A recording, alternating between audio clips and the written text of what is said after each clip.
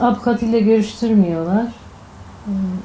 Hani gerekçe onlar güvenliği tehdit ediyormuş. Güvenliği neye dayanarak söylüyorlarsa onu da bilemiyorum.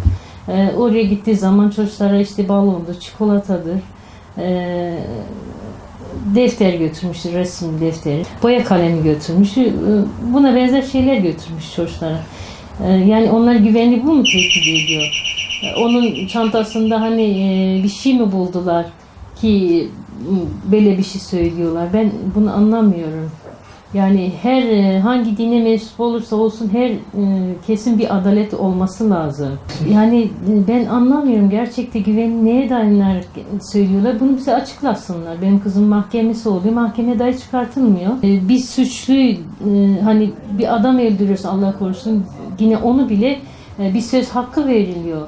Benim kızıma hiçbir söz hakkı da verilmiyor. Ne görüştük ne 16 gündür biz daha onun sesini duymamışız. Yani çok endişeleniyorum. Güçlü durmaya çalışıyoruz.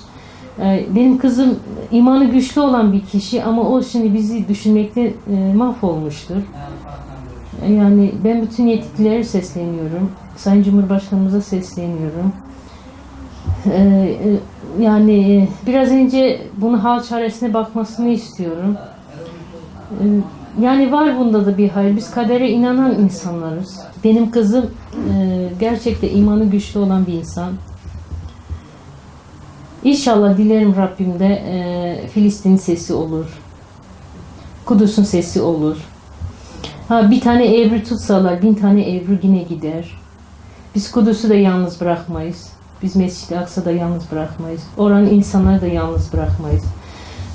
Nerede olursa olsun, hangi dine mensup olursa olsun, eğer bir insana ihtiyacı olursa biz hepsinin yanındayız. Yani ne diyeceğimi de bilmiyorum. Ayakta durmaya çalışıyorum gerçekten. Hani benim 3 tane evladım daha var. Hani onlar yanında üzülmemeye çalışıyorum. Ve vardır bunda da bir hayır. Rabbim inşallah bunu hayra çıkartır. Hazreti Yusuf'u zindana atan Rabbimdi. Zindana çıkartıp da Mısır'a hakim kılan da oydu. Elbette biz bir Hazreti Yusuf olamayız ama biz Hazreti Yusuf'ların yolundayız. Öncelikle gözaltına alınma süreci şöyle oluyor. İngilizce, yani havalimanında İngilizce bilip bilmediği soruluyor dönüş esnasında. Bilmediğini söyleyince gözaltına alınıyor. Akşamki uçağa bindirip göndereceğiz diyorlar ama böyle bir şey olmuyor tabii ki de. 2 gün sonra mahkemeye çıkartılıyor. Mahkeme tekrar bir uzatma istiyor. 24 saatlik bir uzatma. Ertesi gün tekrar bir mahkeme oluyor. O mahkemede ablamı dahi çıkartmıyorlar. Yine bu uzatma oluyor. Tekrar 4 kere bir mahkeme süreci oldu. En son dün bir mahkeme oldu. Tekrar 7 gün uzatıldığı söylendi. Bugün tekrar bir itiraz mahkemesi söz konusu. Ama yani sürekli bu süreç uzatılıyor. Keyfi olarak ve bize söylenen tek şey güvenlik tehdidi. Yani elçilikte görüştüğüm kişi olsun, avukat olsun, onlar dahi bilgileri yok. Gizli tutuldu. Sadece hakimin bildiği, kendilerinde güvenlik haricinde bir şey bilmediklerini söyledi. Yetkililerden birçok kişiyle görüştüm. Dışişleri ile irtibat halindeyim. Cumhurbaşkanı'na bizzat ilettim.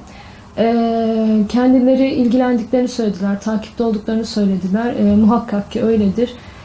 Biliyorum karşımızdaki devletin bir hukuku yok, ellerinde bence yazılı kanunları da yok. Çünkü tamamen keyfi olarak her şeyi ilerletiyorlar. Benim bildiğim hukuk kurallarında en azılı katilin dahi bir hakkı vardır kendini savunması için ve avukat verilir buna ki bu haktır. Ben buna inanan da bir insanım. Ama ablam yani ne yaptı da avukatla dahi görüştürülmüyor bunu anlamış değilim. Avukat bu olay olur olmaz kendisi olayı duyup Filistin'e bir avukat devreye kendisi girdi. Devletin ayarladığı bir avukat değil. Gönüllü olarak işte bu işe el attı. Şu ana kadar kendisi bizden bir maddi bir talepte de bulunmadı. Hani sonuçlanınca böyle bir bu konuyla ilgili görüşülecek. Yani devlet tarafından bir avukat tutulmadı. Bu konuyla ilgili sadece söylenilen tek şey ilgileniyoruz, takipteyiz, gerekli girişimleri yaptık, yapacağız şeklinde. Büyükelçilikten de işte Tel Aviv Büyükelçiliğinden de mahkemeyi yakından takip ettiklerini biliyorum.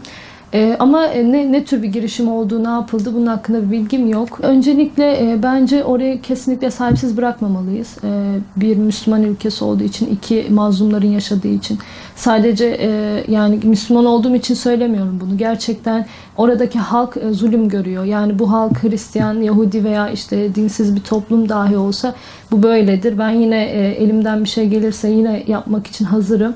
Ama Siyonizm biraz aslında dinden çok başka bir boyut almış durumda. Tamamen halka zulmediyor ve orayı sahiplenmiş durumdalar. Kendi kendilerine bir devlet kurup işte ne bileyim oraya kimse gelmesin, Müslümanlar gelmesin. Çünkü şundan korkuyorlar eminim. Biz oraya gidince işte oraya sahipleneceğiz ve bizim gücümüzden biz bir araya gelince yani Kudüs bizim için çok değerli bir yer olduğu için orada bizi bir arada tutabilecek bir şey var. Enerji, orada bir güç var. Bir kutsallık var. Ve bundan korkuyorlar. Yani bu yüzden oraya gelmemizi istemiyorlar. Tehdit oluşturacağımızı düşünüyorlar.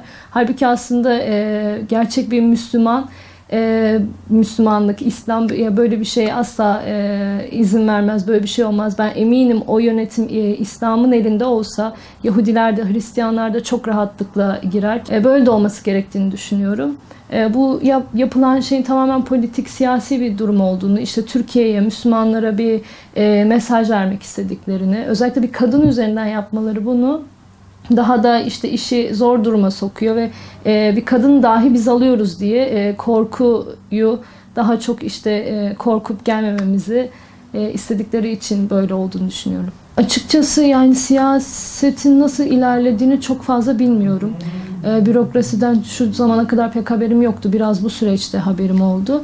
Gerçekten sandığımdan çok daha karmaşık ve zormuş. Yani siyasilerin direkt yani bence Cumhurbaşkanı'nın bu meseleye el atıp bir şekilde ya çünkü ablamın herhangi bir suçu yok, herhangi bir terör örgütüyle bağlantısı yok. Hani bunları söyleseler bize gerçekten diyeceğim şu eyvallah diyeceğim. Başka ne diyebilirim? Ama suçsuz bir kadın orada duruyor. Yani bir şekilde onun alınması lazım. Ne şekilde olduğunu bilmiyorum. Bu sonuçta devletlerin arasında olan bir şey.